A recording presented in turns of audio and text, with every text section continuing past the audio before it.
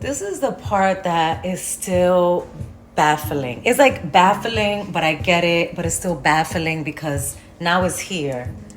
This whole immigration, Latino men voting Trump in, formerly undocumented, naturalized citizens voting Trump in. It's very jarring because it's textbook case. It's shit my sister and I have read about for years. But now that shit is like knocking on our front door because it's our kind, it's our people, it's our family doing this. Like how you lived here undocumented. And it's no shade at all. Our mother was undocumented for a long time in the 80s and got her paperwork in order. But you undocumented, you still benefiting from a lot of programs in this country. And you shitting on current immigrants? It is textbook case. Like, I saw a TikTok video where a Latina sister was like, she's never met anybody so racist than a Latino that was undocumented and now is documented. And a part of me gets it. There's some hardcore psychological warfare going on because you went from like being terrified and stateless, and some of you having to eat shit being in this country without papers, to then getting papers, which congratulations, but then like looking back and like shitting on the people that are coming after, like right behind you. And it takes like, for me, and I'm gonna try to calm down because I had a beautiful acupuncture session. My acupuncturist said, she saw some stress on my tongue and my pulse and was like, trata de cogerlo suave. So yo lo voy a hacer. Yo voy a hablar suave, como dice mami. Mami be like, Miguel, habla más suave, okay? I'm gonna do my best. Y'all know how passionate I am.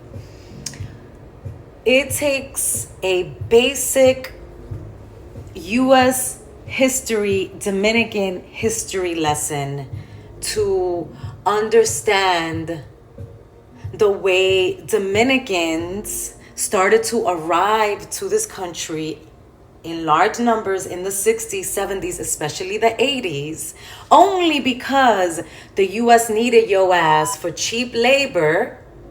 And those that arrived earlier in the 60s was because they were fleeing persecution by the dictatorship in place. So the woke ones were actually the first ones to migrate in the 60s. The intellectuals, the open-minded ones, the brave ones that spoke out against the dictatorship. Then the cheap labor that white people were leaving because they were going to the suburbs. Because of suburbanization, the U.S. government started to become involved in private home ownership after World War II. They started building houses en masse and building a national highway system. They needed people to fill those homes, so they facilitated white flight. White people leaving en masse from the inner cities to the suburbs, and they took everything with them, including their labor. We hadn't started outsourcing in large numbers yet, so there were a bunch of factory jobs that were vacant, and the U.S. was like, hey, the global south. We have Mexico, we have all of Latin America, the Caribbean, that we done destabilized the majority of it.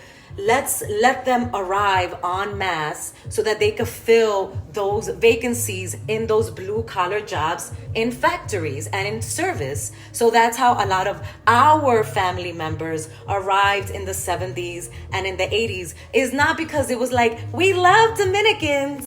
It's not that the U.S. favored Latin Americans. Like, they're wonderful. We were just there as cheap labor. The other side is true because I do my best to present both sides and be as even-keeled in certain things as I can. It's not like people in DR were like, yay, we love the United States. They were fucking going hungry. The United States under Balaguer being a fucking puppet of Trujillo, created a situation where they destabilized agriculture. The majority of Dominicans living in agricultural, rural, campo areas, not a lot of Dominicans living in cities. So they started to be pushed into cities. If you know anything about Lo Guandule, about Cristo Rey, these are some of the first hoods that were created in the Dominican Republic due to the destabilization in rural and agricultural settings. So now there's this surplus of labor because these former farmers and their families can't get jobs, so they start migrating. And that wasn't the only time the United States infiltrated with Dominican policies. The United States has invaded the Dominican Republic 3 times, late 1800s, 1918, give or take, and 1960s, because we were right next to Cuba.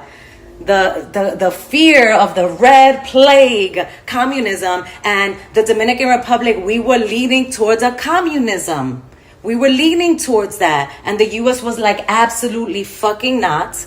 And Trujillo was put in place. Trujillo was a puppet of the United States. So Trujillo was put in place. That's a whole nother conversation about the whitening of the Dominican culture via Trujillo and the sickness, the anti-black sentiments, the misogyny, the misogynoir that is still very much in all of our bloods, some more than others, and a big reason why so many Latinos, so many Dominican men voted for Trujillo. Voted for, Freudian slip, Trump. Anyway, where was I? So the destabilization of the Dominican Republic causes this surplus of labor, and the U.S. starts to open its doors to immigrants around the world, but especially in the global South, the Caribbean, South America. Dominicans really start arriving in the late 70s and early 80s en masse. A lot documented, many undocumented. Y'all, please pick up a fucking newspaper from the 80s, especially the early 90s, and read. Leen, mis hijos, por favor, leen, cogen juicio. Like, read the way that the media, the same way, and I have chills all over my body, the media is depicting these Central American, South American, right now, especially Venezuelan immigrants, the same way they're being depicted today, Dominicans were being depicted. And I know this because yo me pelé los ojos leyendo all those newspaper articles, the way that the U.S. media portrayed us. But selective amnesia is a real thing. That, or you just don't know. You just didn't know this. And that's what hurts me. Like, y'all motherfuckers voted with very little education. Like, y'all could have asked me. Y'all could have asked Gri. Gri is like the Dominican expert in DR. I'm the Dominican U.S. expert here. And yes, I am an expert. Because one thing I vowed to do yesterday is I'm going to step into my hard work. I'm going to step into the fact que yo soy una doctora. And I do know a lot more than most people in my family and in my circle. That doesn't make me any better. That doesn't mean that I can't learn from them. But there's certain things that I just know and I'm an expert on that they're not, and vice versa. Right? So basic reading will help you understand that this government intentionally depicted Dominicans as fucking monsters. And then it didn't help that there were so many Dominican drug dealers at the time. Mad drug dealers, a lot of single mothers, a lot of undocumented Dominicans flocking to the United States, especially New York. And it's like this boiling point. A lot are settling in Corona. Washington Heights was not the first Dominican neighborhood in this country. It was Corona in Queens and then Washington Heights. So things are kind of sort of mellowing out, but the Heights was the murder capital in the United States at some point in 1991. Like, I looked at these statistics. I analyzed these stats. And then the breaking point, 1992, July, when Kiko Garcia was killed by the Irish police officer, and major rioting broke out in Washington Heights for almost a week. And that is the first time a chunk of the United States, Middle America, is being introduced to a Dominican via rioting. And fast forward, and for the most part, in New York City and in a chunk of the country, we are more set than our ancestors and our elders were. We're more set because now, I put this in quotation marks because education-wise, the rate of Dominicans getting degrees of higher learning is plummeting. And a part of me gets it. Yeah, I don't want to be paying for school. But another part of me is like, that's also the reason why so many Dominicans voted for Trump, because of this lack of education and this miseducation. I read an article that stated that a lot of Dominicans received their political news through WhatsApp. Let that sink in. Let it sink in. And through all these like the shit that some of my family be sending me, like, mira lo que yo vi, ay Dios, mira lo que están diciendo. I'm just like, it's clearly misinformation, is really, really fake news. And Dito, they take it like it's real. Either way, we're not the like monsters. They called us grease balls. They called us rapists. They called us murderers in the media. We're far from that. A little bit, not too far. Remember, that was only like 2 decades, 3 decades ago. What gets me is now we want to shit on Central American and South American immigrants. And I'm not saying that this is not a problem, because there is a problem, right? I'll be honest. My sister a few weeks ago was trying to make it seem like this, oh my God, they're exaggerating. This is not a problem. And I'm like, Gri, you don't ride the train. You're not out in these streets the way that I am. Like, my sister drives to work. She just started teaching in person. I've been teaching in person. I'm all over New York City, running errands, going to doctor's appointments. My acupuncturist is all the way in the Heights. And I do see this influx of Central and South American immigrants. A lot of men with like book bags on, just roaming.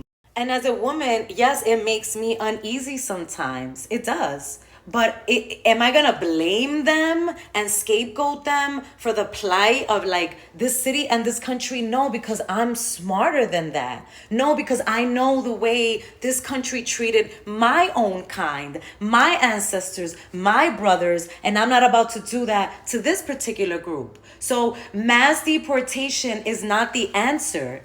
Like, if y'all really fucking want that, then a city like New York is gonna fall apart, because this city doesn't run on Duncan, it runs on immigrants. It runs on the children of immigrants. Teaching and getting degrees and opening up businesses and doing manual labor and the service economy all across the board. So I'm not about mass deportation. Like, my thing is like, how can y'all motherfuckers be so inhumane? Not only because this is about a group of people that are just here to get a better life, but a better life like you wanted.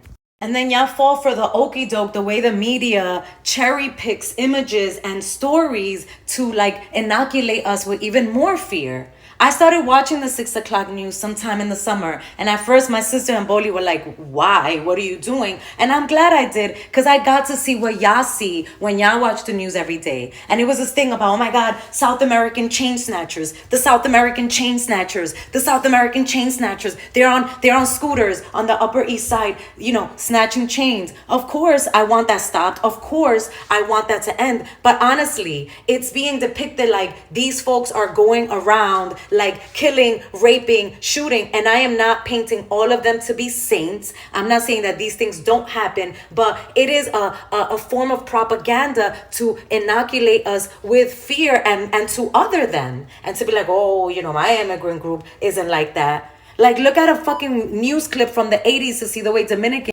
And then you have folks like glued to a Citizen app. Like, I know there's crime. I know this is like, there's certain parts of the city that are not safe. Why would I want to be informed about that all the time? I always encourage my students, please get off of the Citizen app. There's other ways that you could be informed about what's happening. Like this, for the most part, even with everything that's happening today, trust me, a statistician, a researcher, I look at this data. New York City is one of the safest, largest cities in the world. Yes, it's changed a bit post-pandemic, but we ain't here. We're not here, and somehow we were here when Trump was first president. It's been a slight dip. Like, the thing about it is like your perception is gonna like muddle everything. And if you're watching the news every single day, especially the Spanish language media, Lord, super sensationalized, and you're glued to a Citizen app, you're gonna think shit is falling apart. And let me go, because I got chicken that I gotta like season and feed my family and feed, so I gotta go. But I'm not saying that immigration is not a problem. I'm not saying that this city particularly is not saturated, because it is. But voting for someone that is offering mass deportations is not it.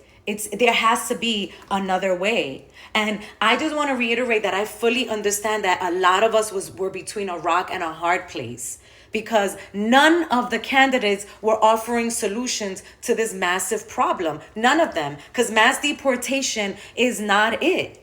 And, to really end is like reiterating my disappointment in Dominicans that came to this country, many undocumented, that are now looking at these new immigrants as if you didn't walk in their shoes. Where the fuck is the empathy? And even if you didn't and you were born here the way that I was, where the fuck is the empathy? Even if Dominicans aren't going to be affected if this happens, which we are, because we are one of the largest undocumented groups in New York City. Believe it or not, the Irish are the first. We are the second. We're one of the largest undocumented groups on the Northeast coast. So hold your wigs.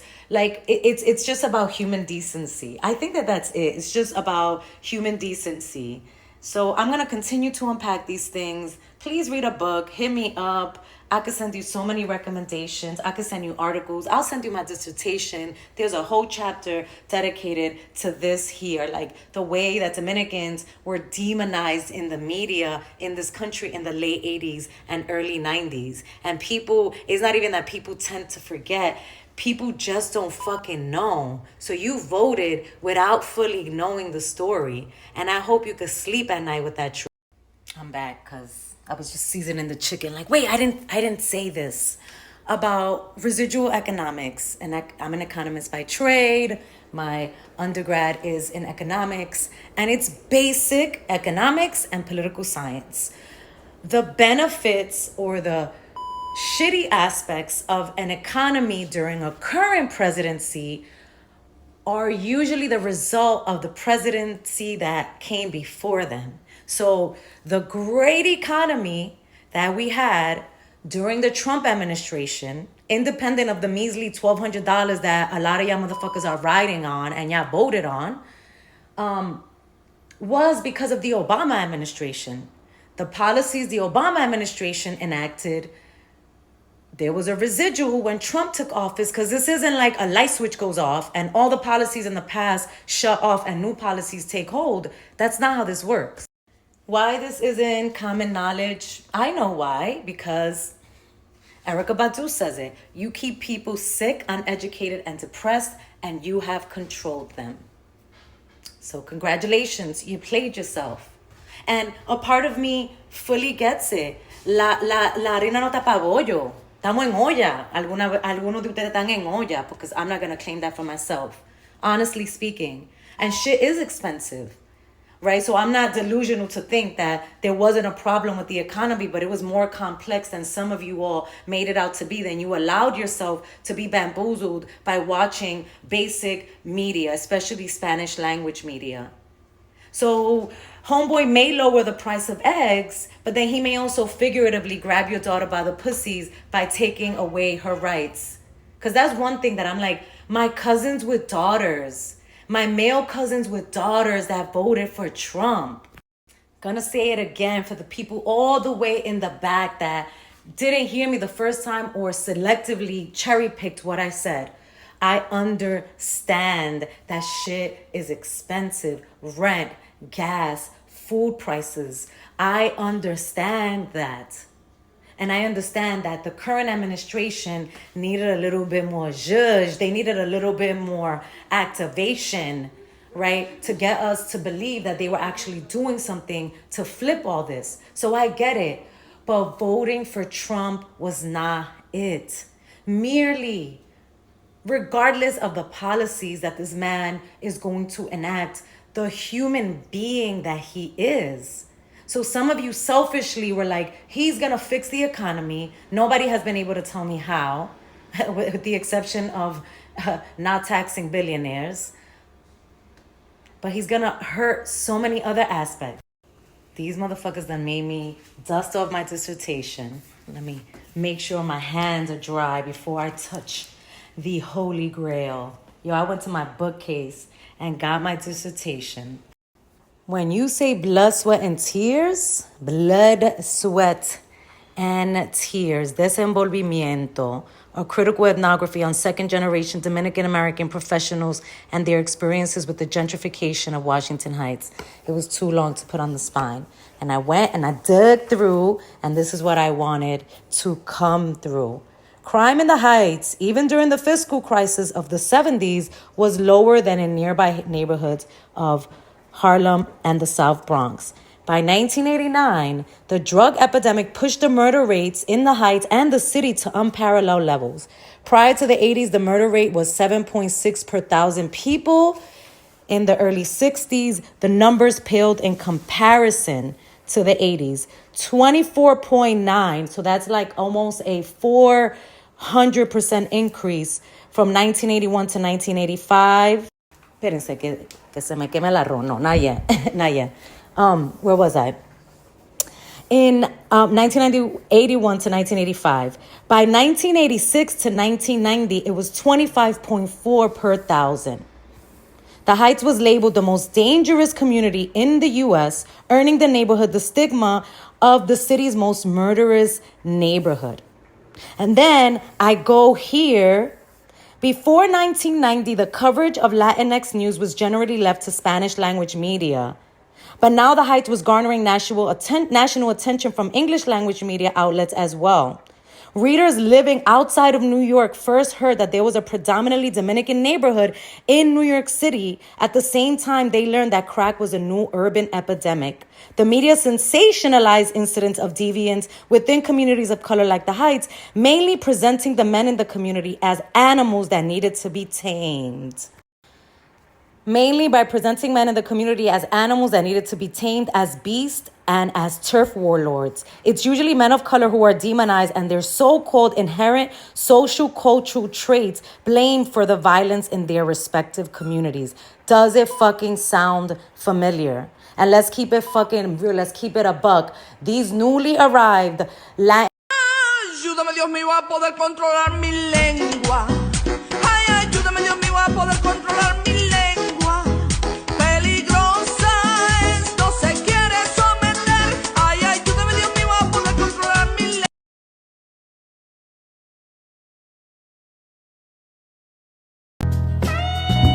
It's important. Ready or not, here I come.